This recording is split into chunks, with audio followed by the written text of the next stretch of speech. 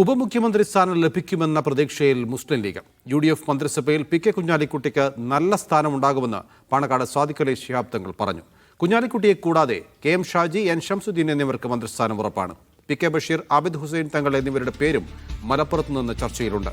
Parakkal Abdulla, MA Razak എന്നിവരുടെ പേരാണ് കോഴിക്കോട് നിന്ന് ചർച്ചയിലുള്ളത്. മഞ്ചേശ്വരത്ത് നിന്ന് ജയിച്ച AKM അഷ്റഫിന്റെ പേരും പരിഗണനയിലുണ്ട്.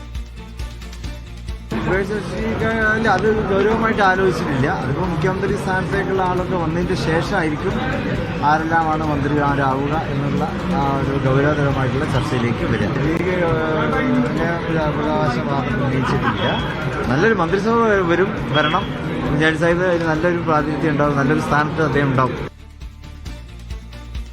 മുഹമ്മദ് അസ്ലമാണ് വിവരങ്ങൾ നൽകാനുള്ളത്. മുഹമ്മദ് അസ്ലം, സാദിഖ് അലി ശിഹാബ് തങ്ങളുടെ വാക്കുകളിൽ പറയുന്ന ഒരു കാര്യം കുഞ്ഞാലിക്കുട്ടി സാഹിബിന് നല്ലൊരു സ്ഥാനം ഉണ്ടാകുമെന്നാണ്.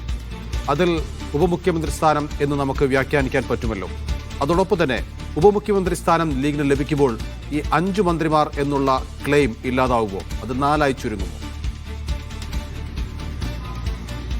ഉപമുഖ്യമന്ത്രി സ്ഥാനവും അതോടൊപ്പം തന്നെ അതുൾപ്പെടെ 5 മന്ത്രിസ്ഥാനങ്ങൾ ലഭിക്കുന്നുള്ള പ്രതീക്ഷയിൽ തന്നെയാണ് മുസ്ലിം ലീഗ് ഉള്ളത്. മുസ്ലിം ലീഗിനെ സംബന്ധിച്ചോളം UDFന്റെ പ്രധാനപ്പെട്ട കക്ഷിയോടൊപ്പം തന്നെ രണ്ടാമത്തെ തവണ ഭരണത്തിൽ നിന്ന് മാറി നിന്നപ്പോഴും മുന്നണിയിൽ പോവാതെ കോൺഗ്രസിനൊപ്പം നിൽക്കുകയും ഒരു ടീം UDF എന്ന നിലയിൽ പ്രവർത്തിക്കുന്നതിൽ ഏറ്റവും പ്രധാനപ്പെട്ട ഘടകമായി മാറിയത് മുസ്ലിം ലീഗാണ്. അതിൽ തന്നെ ഏറ്റവും പ്രധാനപ്പെട്ട മലബാറിലെ പാലക്കാട് മുതൽ കാസർഗോഡ് ജില്ലകളിൽ UDFന്റെ വിജയത്തിൽ നിർണായകമായ ഘടകമായി മാറിയത് മുസ്ലിം ലീഗിന്റെ പോരാട്ടം തന്നെയാണ്. അത് ഉൾപ്പെടെ മുൻനിർത്തിക്കൊണ്ടും അതോടൊപ്പം തന്നെ PK കുഞ്ഞാലിക്കുട്ടി എന്ന പ്രധാനപ്പെട്ട നേതാവ്, അത് അദ്ദേഹം ലീഗിന്റെ മാത്രമല്ല UDFന്റെ തന്നെ ഒരു പ്രധാനപ്പെട്ട നേതാവുകയും പ്രധാനപ്പെട്ട പ്രശ്നങ്ങളിൽ ഒരു ട്രബിൾ ഷൂട്ടറായി അദ്ദേഹം രംഗത്ത് വരികയും കേരള കോൺഗ്രസ് മാണി വിഭാഗത്തിനെ ഉൾപ്പെടെ തിരിച്ചുകൊണ്ടുവരാനുള്ള ശ്രമങ്ങളിൽ നിർണായകമായി പങ്കുവയ്ക്കുകയൊക്കെ ചെയ്തിരുന്നു. അത് യാഥാർത്ഥ്യമായില്ലെങ്കിൽ പോലും ലീഗിലെ UDFിലെ ഒരു പ്രധാനപ്പെട്ട കക്ഷി നേതാവാണ് PK കുഞ്ഞാലിക്കുട്ടി. ഇതെല്ലാം പരിഗണിച്ചുകൊണ്ട് ഒരു ഡെപ്യൂട്ടി ചീഫ് മിനിസ്റ്റർ സ്ഥാനം, ഉപമുഖ്യമന്ത്രി സ്ഥാനം ലഭിക്കുമെന്ന് തന്നെയാണ്. പക്ഷേ അത് പരസ്യ ചർച്ചയിലേക്ക് ആയിപ്പോയി, അത് വിവാദത്തിലേക്കാകാൻ ലീഗ് ആഗ്രഹിക്കുന്നില്ല. അതുകൊണ്ടാണ് അത് പരസ്യമായി പറയാത്തത്. മാത്രമല്ല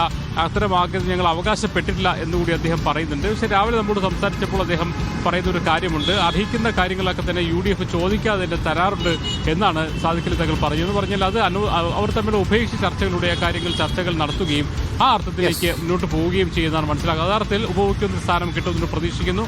അതോടൊപ്പം തന്നെ മറ്റ് മന്ത്രിസ്ഥാനം അതുൾപ്പെടെ 5 മന്ത്രിസ്ഥാനം അവർ പ്രതീക്ഷിക്കുന്നുണ്ട്. അതിൽ KM ഷാജി ഒരു പ്രധാനപ്പെട്ട നേതാവായി തന്നെ വരും. MK മുനീറോടുള്ള ഇല്ലാത്തൊരു സാഹചര്യത്തിൽ KM ഷാജിക്ക് എന്തായാലും മന്ത്രിസ്ഥാനം ഉറപ്പാണ്. അതോടൊപ്പം N ഷംസുദ്ദീൻ മണ്ണാർക്കാട് നിന്ന് വിജയിക്കുകയും 4ാം തവണ MLA ആവുകയും ചെയ്ത ഷംസുദ്ദീൻ മികച്ച പാർലമെന്റേറിയൻ കൂടിയാണ്. അതുകൊണ്ട് തന്നെ അദ്ദേഹത്തിന് കൃത്യമായ ഒരു സ്ഥാനം ഉറപ്പാണ്.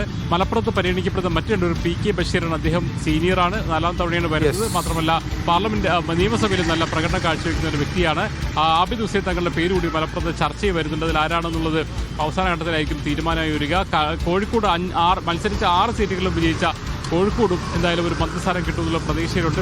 പാറക്കൽ അബ്ദുള്ളയും അതോടൊപ്പം തന്നെ MA റസാഖ് മാസമാണ് അവിടുത്തെ പരിഗണനയിൽ. എപ്പോഴും കാസർഗോഡ് ലഭിക്കുന്ന പരിഗണന പേരിൽ ഐക്യമസിന്റെ പേര് കാസർഗോഡ് നിന്നുണ്ട്. അങ്ങനെ ഉപമുഖ്യമന്ത്രി സ്ഥാനവും അടക്കം 5 മന്ത്രിസ്ഥാനമാണ് ലീഗ് ആവശ്യപ്പെടാൻ പോകുന്നത്.